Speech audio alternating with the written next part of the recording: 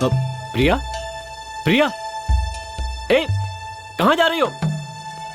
प्रिया, रुको, रुको, वहां मत जाओ। प्रिया, ए,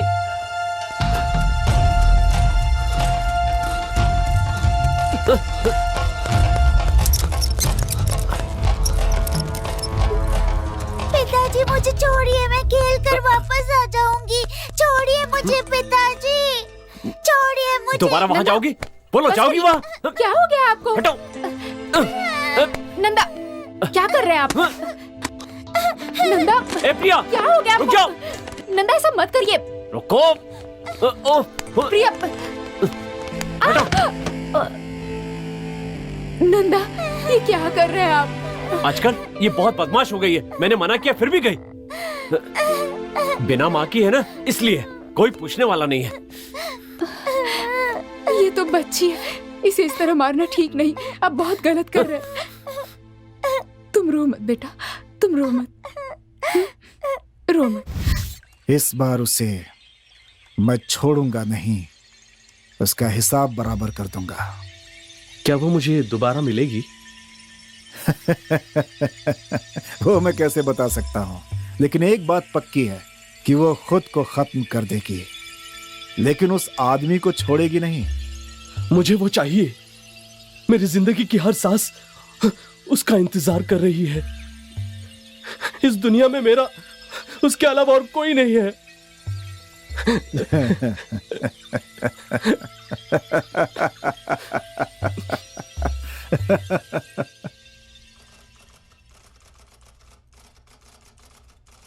कुछ भी हो जाए, इसका पता लगाना ही होगा।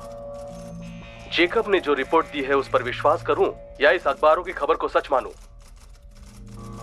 गीता के केस की इन्वेस्टिगेशन से मैं आपको रिलीव कर रहा हूं। रवि, आज के बाद इस केस की इन्वेस्टिगेशन तुम ही करोगे। ये श्री कुमार वाकई ही पागल है, इसका पता लगाइए। नहीं तो वो अच्छी तरह जानता होगा कि प्रीता कहां है। सारी फॉर्मेलिटीज पूरी होने के बाद इस बात का ख्याल रखना कि कोई भी मुजरिम बचकर ना जाने पाए। सीरियल में इंस्पेक्टर का रोल करने वाला यहाँ उस दिन मंसूर के खून के बारे में क्यों पूछने आया था?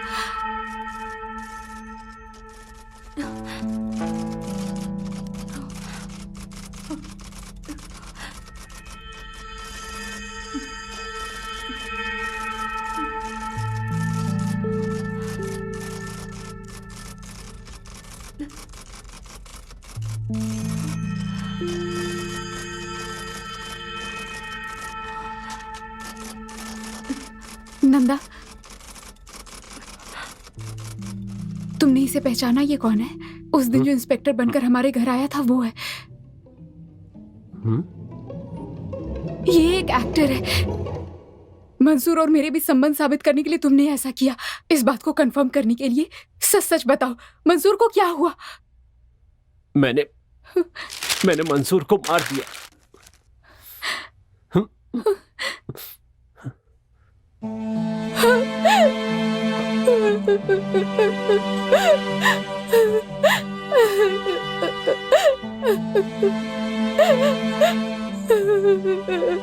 तुमने ऐसा क्यों किया?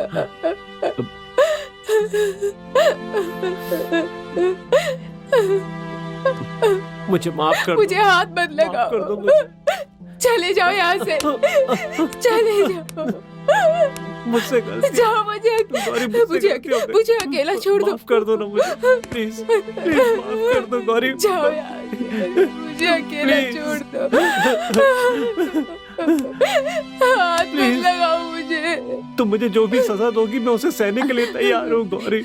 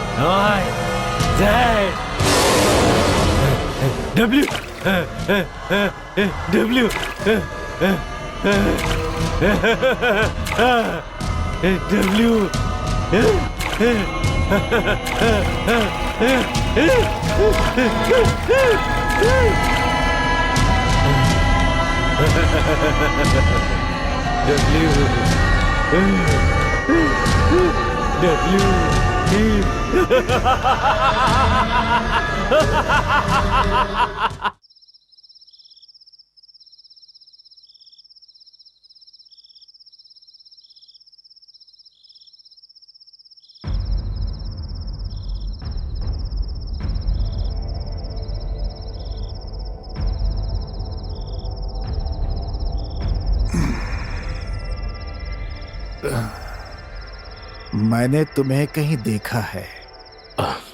मैं पहले गौरी के घर आया था। बनारस की यूनिवर्सिटी में मैं और गौरी एक साथ पढ़ते थे। याद आ गया मुझे, तुम मंसूर हो ना? हाँ। Handsome young man. देख रहा हूँ कुछ दिनों से तुम यहाँ पे घूम रहे हो, क्या बात है? गौरी के लिए सच सच बताना। सही है ना? अंकल, वो मैं जानता हूँ कि आप बहुत बड़े साइकेट्रिस्ट हैं।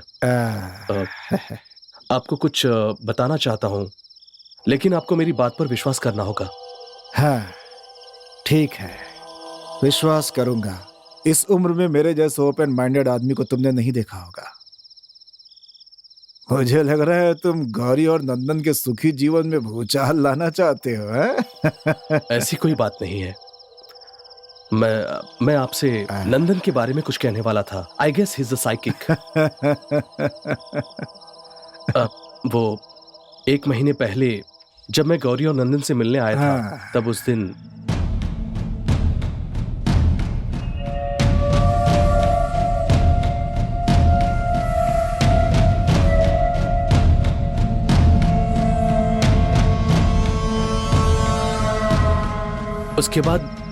उसके बाद बिजनेस के सिलसिले में मैं कुछ दिन बाहर था। 4 दिन पहले ही वापस आया हूं।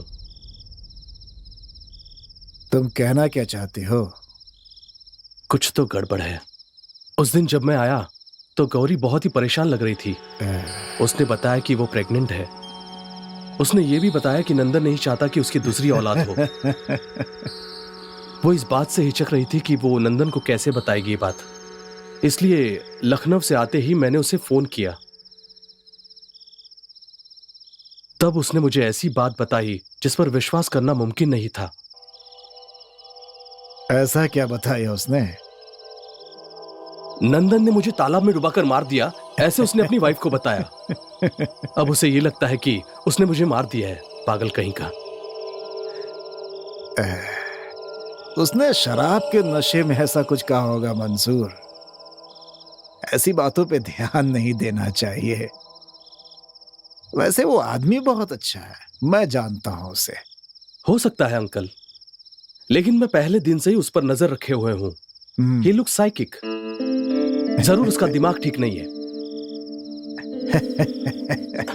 रिलैक्स यंग मैन, मैं नंदा से बात करता हूं। बेकार में दिमाग मत खराब करो। ये लो, बियर पी लो। Open it.